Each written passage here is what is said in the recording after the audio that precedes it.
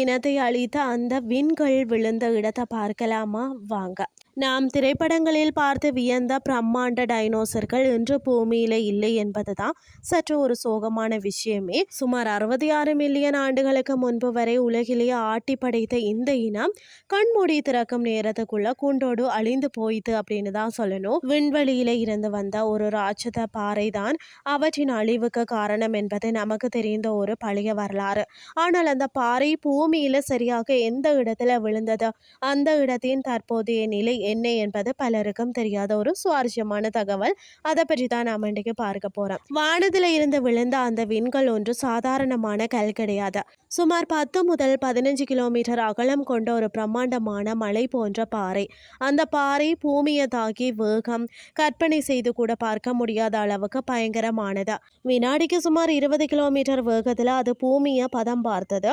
இந்த மோதலின் வீரியத்தை எளிதாக சொல்ல வேண்டும்னு சொன்னா, அதாவது கிரோசிமாவில வீசப்பட்ட அணு குண்டுகளை போலதான் சுமார் 1000 கோடி குண்டுகளை ஒன்றாக வெடித்தால் எவ்வளவு சக்தி வெளிப்படுமோ அந்த அளவுக்கு ஆற்றல் அந்த ஒற்றை மோதல்ல வெளியானது. இவ்வளவு பெரிய கல் விழுந்தால் பூமியில ஒரு பெரிய ஓட்டை விழுந்திருக்க வேண்டுமே என்று நீங்கள் யோசிக்கலாம். உண்மைதான். அந்த பள்ளம் இன்றும் இருக்கிறதா.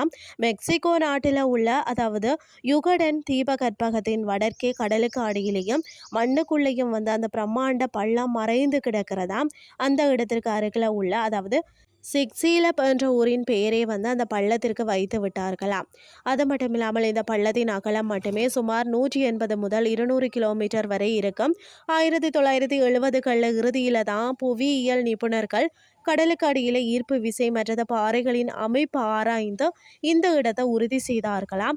ஆழ்துளை மூலம் ஆராய்ந்த போது அங்குள்ள பாறைகள் மற்றது குவார்டர்ஸ் கனிமங்கள் அதிகப்படியான வெப்பத்தால் உருகி உருமாறி இருப்பது கண்டுபிடிக்கப்பட்டிருக்கிறது. அந்த விண்கள் விழுந்ததும் பூமியில இருந்த 75% உயிரினங்கள் அடியோடு அழிந்து விட்டன.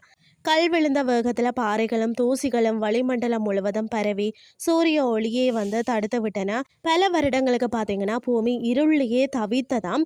வெளிச்சம் இல்லாததால் மரங்கள் கருகின. உணவு சங்கிலி முற்றிலுமாக பார்த்தீங்கன்னா அருந்து போனது. இந்த மாபெரும் அழிவை தான் அறிவியலாளர் பார்த்தீங்கன்னா கேபிஜி அழிவு என்று குறிப்பிட்டிருக்கிறாங்களாம். காலநிலைகள் எப்படி மாறுகின்றன என்பதை அறிய விஞ்ஞானிகள் இன்றும் இந்த இடத்தை ஆராய்ச்சி வாரார்களாம். இன்றைய கிறிஸ்டி உங்களுக்கு பிரயோசனமாக அமைஞ்சிருக்கும்னு சொல்லி நானும் நம்புறேன். இதே மாதிரி மற்றொரு கிறிஸ்டின் வேலைக்கு உங்களை சந்திக்கிறேன். நன்றி.